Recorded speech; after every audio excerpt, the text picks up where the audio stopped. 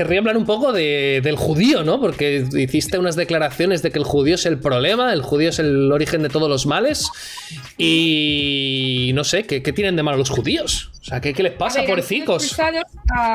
Como pueblo, a lo largo de su historia como pueblo, como aglomeración étnico-cultural de más de 117 países a lo largo de la historia. Fueron los artífices de la caída del Imperio Romano, cuando los primeros judíos, Yehuda y Macabeo, llegados a Roma en el año 161, se dedican, ellos muy simpáticos, a practicar la usura, es decir, a prestar a cambio de interés. Un segundo. O sea, tú has dicho que son malos y los han echado de muchos sitios, pero que te eches de un sitio es que es ser malo. O sea, el que lo hace. No, o sea, por supuesto que no. Lo que pasa es que cuando te. Una cosa, al niño que le hacen bullying. Un segundo. Al niño que le hacen bullying, pues como le hacen bullying muchos, pues es el malo. No necesariamente. Pero te repito, yo tenía una amiga en el instituto que siempre que hacían una fiesta por casas de alguna, es que siempre acababa expulsada porque cuando rompía algo le daba un pifio. Entonces, bueno, cuando al final muchas personas no te quieren en su soberanía, se puede deber a algo. Repito, en Roma, en el año 161, con la llegada de los primeros judíos, ya se empieza a practicar la usura. Luego, en el año 139, por dictado del pretor, se expulsa a los judíos que no eran romanos por practicar el proselitismo. ¿Y la usura es mala? Vuelven. Sí, ahora explico el porqué. No contentos vuelven y en el año, me acabo de romper el pantalón, 19, el emperador Tiberio también les tiene que expulsar por estar, a 4.000 judíos por estar bastante relacionados con escándalos financieros que hubo en la época romana durante la fase de la Edad de Plata, ¿no? Entonces, destrozaron, descabalaron la economía del Imperio Romano, acuñando valor a las monedas como si eso fuese, en fin. Acuñando valor a las monedas. Sí, es decir... ¿Qué significa eso? Bueno, tenían la capacidad de poder, ya que como eran gobernados por sus propias leyes, es decir, vivían en un estado totalmente distinto al estado de Roma, no estaban adscritos a las leyes ni al derecho de Roma, ellos tenían su propio gobierno autónomo, por así decirlo, ¿no? Se basaban en ellos mismos, pues ellos habían un vacío legal ahí, eran ciudadanos, entonces podían hacer ciertas cosas que el resto no. ¿Y qué hicieron que fuera malo? Pues hicieron prácticamente prestar a cambio de interés, es decir, la religión, ellos prestaban una cantidad. Afortunadamente. No, afortunadamente no, porque el préstamo anteriormente era sin un interés. ¿Qué pasó cuando ellos prestaban a cambio de interés? Que prestaban hasta el propio gobierno a cambio de interés. Esto inflaba la economía, ya que la moneda subía de valor, ya que un 30% del valor por ejemplo, del dracma, que era una de las monedas durante el Imperio Romano en la costa sur, en la costa griega, pues tenía un valor del 30% superior al que tenía en un principio. Entonces se infla la economía, se crea una deuda pública común. Un momento, pero ¿por qué la deflación es mala? ¿Por qué la moneda aumente de valor y aumente la capacidad adquisitiva? Y que aumente la capacidad adquisitiva, es decir, que una persona con la moneda que tenía pueda comprar ahora más. ¿Por qué eso es malo? Que tenga la gente más dinero. O sea, no más dinero, sino que más capacidad adquisitiva. No hay nada más antinatura que la moneda cree dinero en sí, es decir, es una creación antinatura, sale de donde no tenía que salir. La moneda debe de tener un valor acuñado bien definido y servir para lo que debe de servir, no debe de servir para... No, pero eso es lo contrario. El dinero que no existe a través del dinero ya... Es al revés lo que está diciendo. Si tú dices que lo malo es crear moneda, crear moneda crea inflación, pero tú estás diciendo que esto es deflación. Crear moneda no es malo, lo malo es inflar a esa moneda el valor debido a los intereses que encima esos intereses, ese dinero que se percibe a través de el valor añadido sobre el dinero no se queda en la propia nación, no tiene un beneficio para todo el pueblo, sino que ese capital queda en manos de muy pocos o se va a otros países. Por lo tanto, es dinero que desaparece de nuestro propio territorio. O sea, tú estás diciendo... tú estás diciendo que yo compré Bitcoin y que ahora el Bitcoin esté más alto y pueda yo comprarme más cosas con ese Bitcoin que tenía. ¿Eso es malo para mí o para la economía o para la gente por algún motivo? A ver, yo te estoy hablando de una moneda originaria que hubo en Roma hace, 4.000 años casi, entonces evidentemente pues no tiene el mismo significado ni se puede... No, es lo mismo. O sea, por ejemplo, que una familia hubiese ahorrado y tuviese ciertas monedas, si de golpe esas monedas valen más y con eso puede comprar más y que todos los ahorros de su vida hayan incrementado, ¿por qué es malo eso? Es que no... Es que en realidad esa moneda vale menos, porque lo que antes podías comprar con una de esas monedas, ahora ya no te vale, porque de esa moneda... No, ahora puedes comprar más. Valor que se escapa para pagar un interés. No, ahora puedes comprar más. Acabas de decir que inflaban el valor de la moneda, eso quiere decir que pueden comprar más. Inflaban el valor de la moneda para ellos, no para el pueblo, o sea, en realidad... No, pero la moneda vale lo mismo para todos. No, tenían una economía paralela, si ahí está el problema. Ellos mismos se crean su sistema económico paralelo a la red de comercio y a la red monetaria del Imperio Romano. Entonces eso a la gente de fuera no le afecta. Al final termina expulsando a estos señores y se encargaron del declive. En el Imperio Español pasó exactamente lo mismo. Fueron ellos los que, financiando otras potencias para acabar con la economía, o sea, con la hegemonía española, acabaron con el Imperio Español. Fueron ellos los que han acabado ahora mismo con Europa, no con la civilización occidental. ¿Por qué? Tema monetario en el Imperio Romano, básicamente, los romanos, para financiar guerras y financiar su expansión, lo que hacían era devaluar su propia moneda, hacer una inflación, es decir, cada vez usaban menos material para poder pues pagar con esas monedas romanas más guerras y tal. Y si me estás diciendo que los judíos tenían una de esto paralela, como tenían muchísimos territorios que tal, lo que tenían era moneda sana, moneda que no se devaluaba. No es que aumentasen el precio de la moneda y sino que decrecía. Es decir, es como decir que los malvados estadounidenses están subiendo el dólar y que por eso el dólar crece respecto al bolívar. No, si tú estás dilapidando la moneda y estropeándola, no es culpa de los estadounidenses ni de los judíos, es que los romanos estaban inflacionando la moneda y se puede ver como cada vez era más pequeña. En serio, ¿qué culpa tenían los judíos de que... Un momento, ¿qué culpa tenían los judíos de que los romanos destruyesen su propia moneda y que ellos mantuviesen una economía sana? O sea, es que el problema no son los judíos, el problema eran los romanos, entonces... Te comento, a ver, ahí tienes toda la razón, los romanos lo que hicieron es ir devaluando poco a poco el valor de su dinero, pero eso lo hicieron además, tuvieron que llevar exportar el trigo en un periodo de declive total durante el fin de la época de bronce del norte de África, y el dinero se convirtió en los reses y en el trigo, efectivamente, y eso evidentemente, tampoco se le puede culpar a los judíos, pero es que la moneda paralela del judío no existía, no era un metal con un valor acuñado y un valor respaldado. La moneda del judío era un concepto inmaterial, era un concepto intangible. La moneda que ellos tenían estaba dentro del valor de la moneda romana, es decir, de cada transacción que hacían los romanos con su propia moneda, ellos sacaban algo, porque previamente se habían dedicado a prestar. Que usaban Bitcoin. Una deuda de intereses compuestos que hacen que el crecimiento económico, en vez de ser natural, sea un crecimiento económico antinatura, como decía Aristóteles, porque la moneda no puede generar moneda. O sea, tú no estás hablando de que tengan otra moneda, sino que simplemente ofrecían un servicio de préstamo y por lo tanto, como prestaban, como ofrecían un servicio, pues merecían ganar dinero por ello, básicamente. Ese es el problema. Efectivamente. ¿Y qué problema hay? Devaluándole el dinero para el resto del Imperio Romano. O sea, ellos no tenían un metal con un valor acuñado. ¿Pero por qué prestar dinero infla los precios? Pues los infla porque esa deuda luego hay que devolverla. Entonces, ¿y qué? De lo que tú antes te podías comprar con €1, tienes que restar lo que con ese euro tienes que pagar la deuda que ya previamente tenemos con el Estado. Solo si te has endeudado. Solo si te has endeudado. Ahí se está endeudado y yo no quería estar endeudada. Yo evidentemente no hubiese pedido dinero a los Estados Unidos para joder un régimen que a mí me gustaba, si fuese Alemania, ¿no? Entonces el problema, el gobierno romano, el Imperio Romano endeudaba a sus ciudadanos y quienes les prestaban era, pues entre muchos, los judíos. Es decir, ahora la culpa es de los judíos de que el propio gobierno romano les hubiese endeudado a los ciudadanos, o es del propio gobierno romano que les ha endeudado. No te estoy diciendo eso, te estoy diciendo que el gobierno romano llegó un momento en el que los judíos tenían tal control sobre la economía que hasta el propio Cicerón, que no era un don nadie, en un juicio que tuvo ante la justicia, ante el tribunal romano, habló en silencio, diciendo que no quería que los judíos le volviesen a meter en un lío. O sea, tenían un poder descomunal sobre Roma. El problema entonces es la deuda romana. Al orgánico de un pueblo, entonces es un poder exterior que es lo que coarta la libertad de todo el pueblo y por supuesto de todo el Estado, porque al final el Estado se adscribe a las imposiciones que dan los que tienen la pasta. ¿Y entonces no sería más sano que el gobierno no endeudase a la ciudadanía?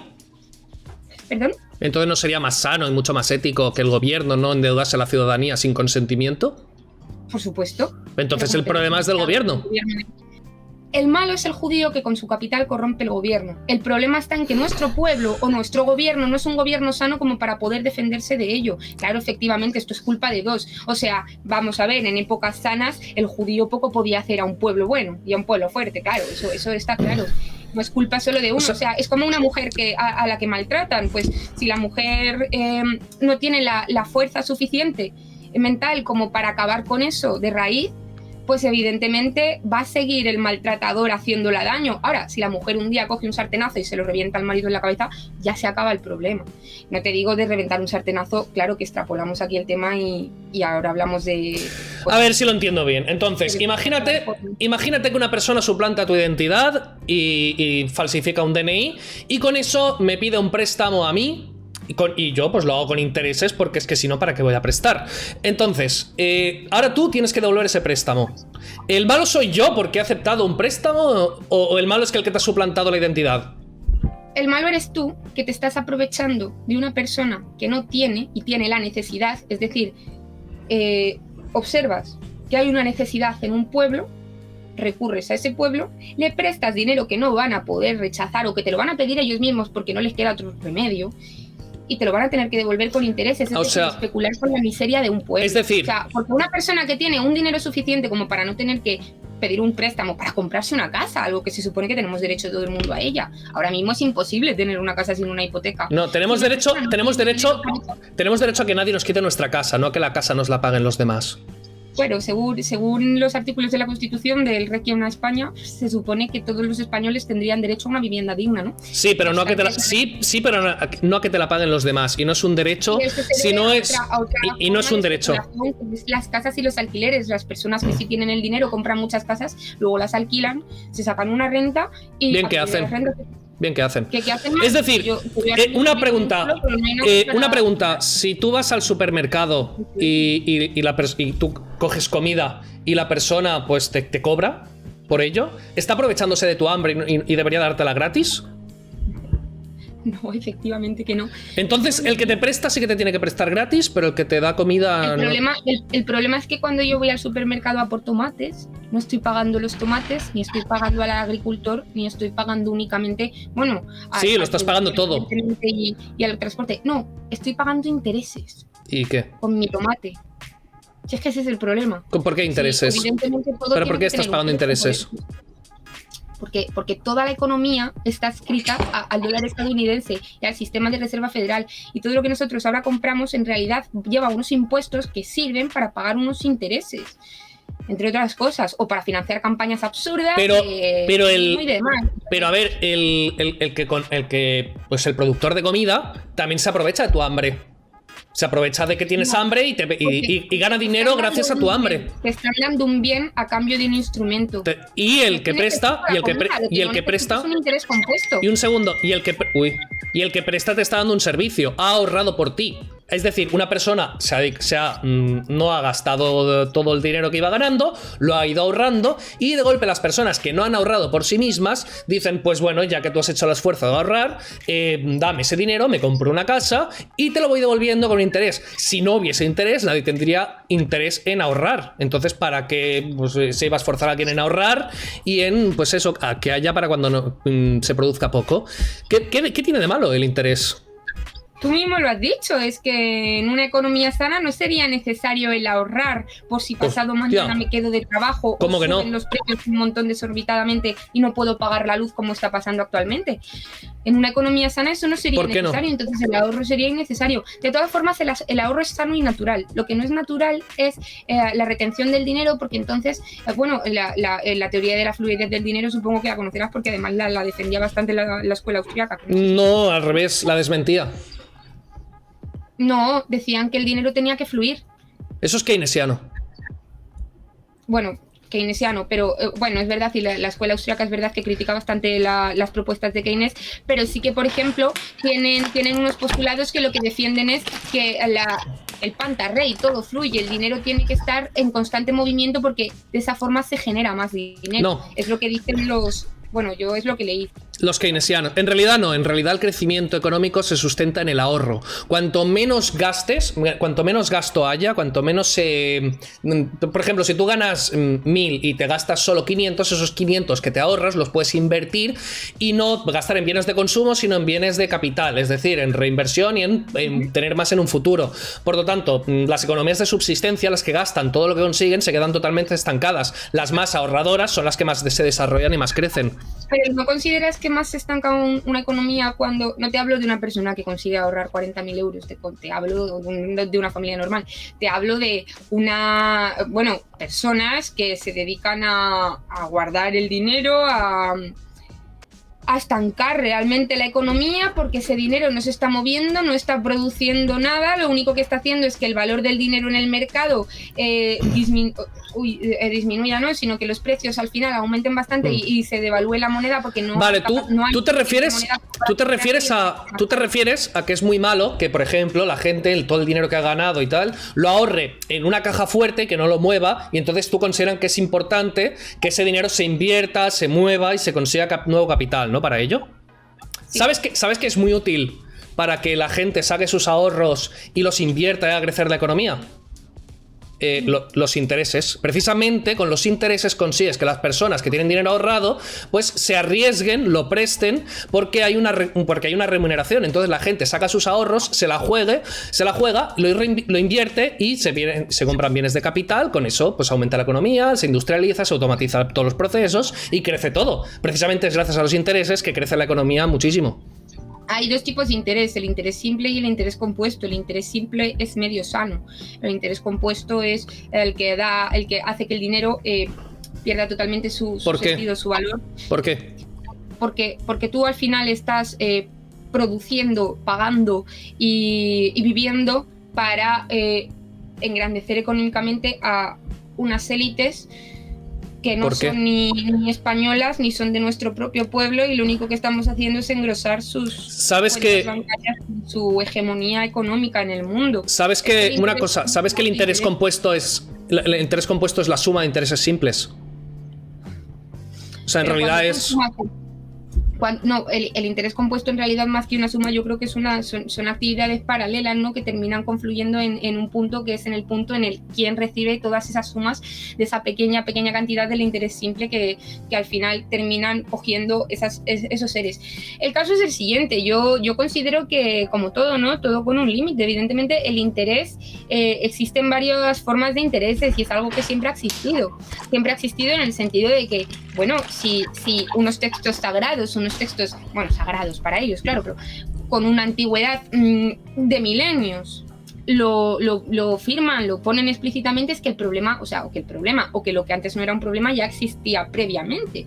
El problema está en cuando la economía tú la reduces todo a lo material, es decir, lo despojas de toda la moral y de toda la espiritualidad.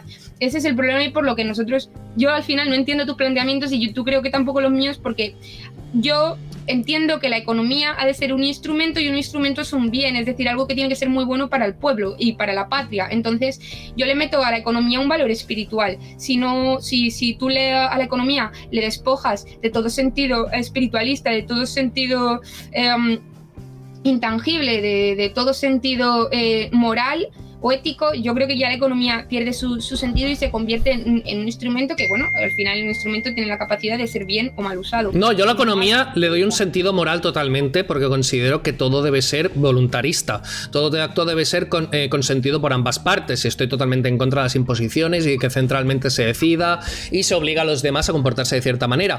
Y luego a nivel individual, cada persona... ¿No te parecerá bien que un segundo. Y luego a nivel individual, cada uno uno puede ser moral con su dinero. O sea, te puede parecerte muy mal prestar con intereses y si tú quieres no prestar con intereses, no prestes con intereses. Pero si otra persona toma la decisión de hacerlo y otra persona de acuerdo, hacemos este intercambio, este pacto, lo veo totalmente bien. Y de hecho, pues ya me has explicado tú que es bueno que haya intereses para que la gente incentive a coger sus ahorros y ponerlos en el mercado para que se produzca más y la gente viva mejor. Entonces, tú ya me has explicado que los intereses aumentan la calidad de vida de los ciudadanos. Lo que pasa es que ahora estás tirando por el lado moral. Sí, bueno, se vive mejor con intereses, pero está mal. Y yo lo que veo totalmente mal es que las personas me endeuden a mí por la fuerza, que coja una élite. ¿La economía capitalista es eso? No, para nada. La economía capitalista es la economía libre, en la que yo decido si me endeudo o no. La economía estatista, la socialdemocracia, el intervencionismo y demás, es que el Estado coja para pagar sus fines el dinero y que si no tienes suficiente de tu propio dinero, pues te endeude a ti. Pero no, yo estoy a favor de que se endeuden ellos. Pero a mí que me dejen en paz. Yo me endeudaré yo si quiero. Vale. Yo lo que estoy viendo es que estás criticando mucho los actos que hace el Estado, en los que influyen los judíos, pero influye mucha gente, la gente que busca poder, que eso está extendido a todas las razas, religiones y demás. Lo que pasa que por lo que veo es eso, que algo tienen los judíos que hacen pues eso, que trabajen más, o sea, tienen valores para prosperar y para llegar más lejos. Básicamente criticas un poco eso, que los judíos llegan más lejos. No. Oye, pues algo bueno tendrán, que tienen mejores valores que del trabajo y que hacen que se esfuercen más. Pero ¿qué más da? Es que ganar dinero a raíz del trabajo y del dinero que generan los demás no es trabajar, ¿entiendes? ¿Por los qué? judíos, ojalá, si ellos hubiesen llegado a ser un pueblo rico, como por ejemplo China, por su trabajo, por su compromiso con el trabajo, me parecería maravilloso y muy lícito. O sea, invertir es malo. Invertir es malo. En el dinero de los demás. Ellos, al prestar, hacen que otra persona trabaje por ellos y con su trabajo, el dinero que genere se lo tenga que dar para devolverle el interés. Por lo tanto, generan dinero del trabajo de los demás. No es trabajo. No, lo que hacen es ofrecer un servicio de ahorro. Es decir, ellos han ahorrado en vez de gastar todo durante el tiempo. O sea, ellos son personas ahorradoras. En vez de gastarlo todo lo que iban produciendo, en vez de... Pero eso viene de algún lado, eso no viene de la nada, no cae mana del cielo y oro del cielo. Entonces lo que han hecho durante lo que han hecho históricamente ha sido, pues si ganaban 100, ahorraban, gastaban 50 y ahorraban 50. Y esos 50 lo que hacían era pues o invertirlos o prestarlos y tal, mover esa economía que tú dices. Entonces alguien tiene que hacer para invertir, primero hay que ahorrar, no se puede invertir lo que no se tiene ahorrado. Pues la base de toda economía creciente es el ahorro. Entonces, si los judíos se han dedicado a ahorrar, bien, somos los afortunados de que alguien históricamente ha ahorrado para que los demás puedan invertir. Gracias a las inversiones... Pero tienes que generar dinero y el dinero que ellos invierten lo generan a costa de actividades ilícitas como hundir naciones. ¿Pero cómo hundir naciones? Etcétera. O sea, ¿pero cómo hundir la nación? Claro, el problema está en que su dinero no es limpio, ellos no consiguen eso con su esfuerzo. Pero si hemos dicho que está muy bien, pero un momento, si hemos dicho que está muy bien eso de que una persona preste a otra si voluntariamente así quiere. Pero sin un interés. ¿Por qué? Si las dos personas están de acuerdo en que haya interés. Es que la persona que te pida el préstamo va a estar de acuerdo porque no le queda otra.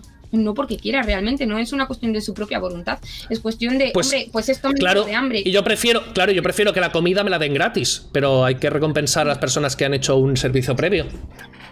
Es que una cosa este es el problema, es que cuando el dinero no es un servicio, no es un instrumento material, o sea, no es un instrumento sino el fin en sí, pues claro, entonces el dinero puede producir dinero. No es lo mismo que tú des una moneda a cambio de un tomate, porque claro, antes existía el trueque, pero yo ahora mismo no puedo ir al Mercadona y decirle, mira, yo crío gallinas, te doy una gallina y tú me das 15 lechugas. Es que ya eso no se puede hacer. Entonces se da el dinero, es lo que se acuña inicialmente como una moneda de cambio, con un valor real respaldado por el Estado en oro, en plata o en bronce o en demás derivados del metal, ¿no? Pero eso tenía un valor real. Eso era un cambio justo. No obstante, tú ahora mismo, ese valor del dinero no existe, ese valor es... Pero da igual, hay préstamos, haya moneda fiduciaria o patronoro y demás, o sea, eso sigue siendo lo mismo. ¿Qué tiene? A ver, prestar básicamente es el precio, el interés es el precio de haber pospuesto tu consumo. Es decir, si tú te arriesgas y das el dinero con el riesgo a que no te lo devuelvan, o prescindes de tu ahorro, prescindes de lo que podrías tener y lo dejas, y entonces el interés es el precio del dinero. Tú pagas unos intereses por el tiempo que la otra persona pierde su propio dinero para dártelo a ti. Lo que estás pagando es ese tiempo que tiene que dedicar esa persona a no tener lo suyo propio. Yo la verdad que no lo veo así, porque esta persona, primero, en una economía sana nadie necesitaría un préstamo. ¿Por qué no? Primero, lo segundo. ¿Por qué no? El Estado velaría porque todas las personas tengan un nivel adquisitivo necesario como para poder efectuar una vida de una forma... Eso precisamente es el interés. El interés es la relación entre el dinero que hay y el dinero que se solicita y que se demanda. El dinero es un bien limitado porque consiste en el ahorro. Los intereses consisten en lo que la sociedad demanda respecto a lo que hay, es oferta y demanda. El interés es la relación entre la oferta y la demanda de ahorro que hay en una sociedad, y de hecho coordina las demandas y el ahorro que tiene una sociedad para el buen desarrollo de la sociedad. Si tú pones un Estado que lo dé todo absolutamente, es que no hay todo, no existe la posibilidad de que haya todo, no existen los replicadores de Star Trek que hacen bienes infinitos. Como hay unos bienes limitados, hace falta que haya una limitación, un limitante, y ese limitante pues es la realidad física, es la voluntad de las personas por prestar y por ahorrar.